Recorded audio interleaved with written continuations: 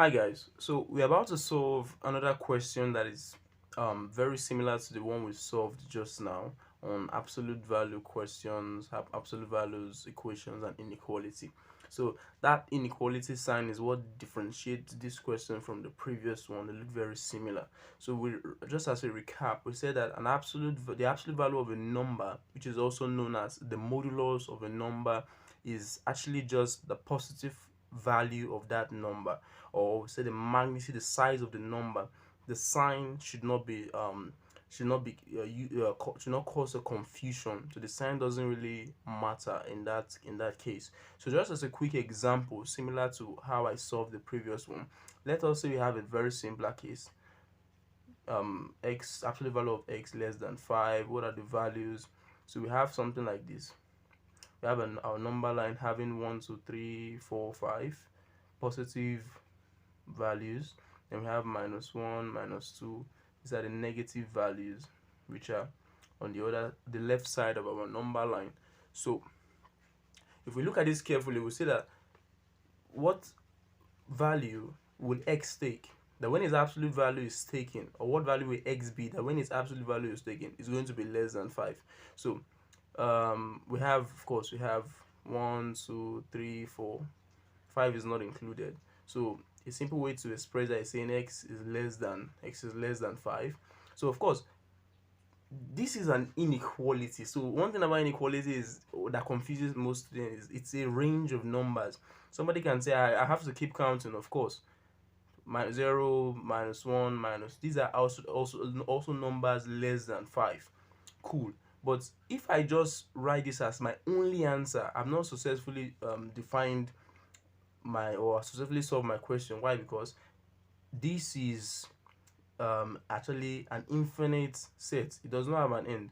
You keep counting, you go beyond -5, -6. Okay, let's say -6 now. If you take the absolute value of -6, what do you get? You get 6, because the sign does not matter. It's the value of the number that matters. And 6 is not going to be a suitable answer because 6 is not less than 5. So we need another answer that will work with this to successfully prove where our boundary is, or what range of value satisfy this inequality. Good. So if you look at it, this is where we should end, because even 5 is not -5 will not be included here, because the absolute value of -5 will be 5, and 5 is not less than 5, it's the same.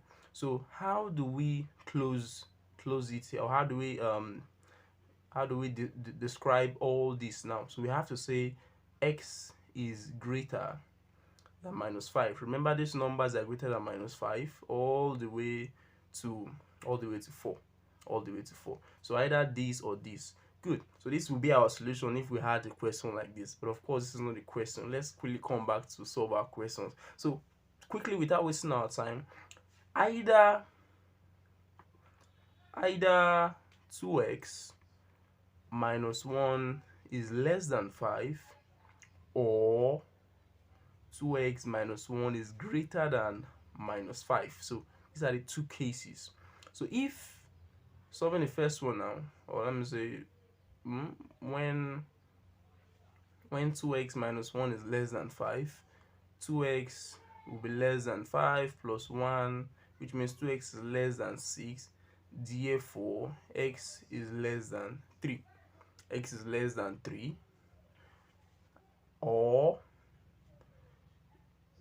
when 2x -1 is greater than -5, means that 2x -1, or let me just say 2x is greater than -5 plus 1, because we take -1 to the other side, meaning that 2x will be greater than -4, and therefore x is greater than -2. So let me adjust this so you see these are our two answers. So finally, x is less than 3, or x is greater than -2. So if we write this as a combined inequality, we can say -2 is less than x, which is less than 3. And this is our final answer. Thank you for watching, guys.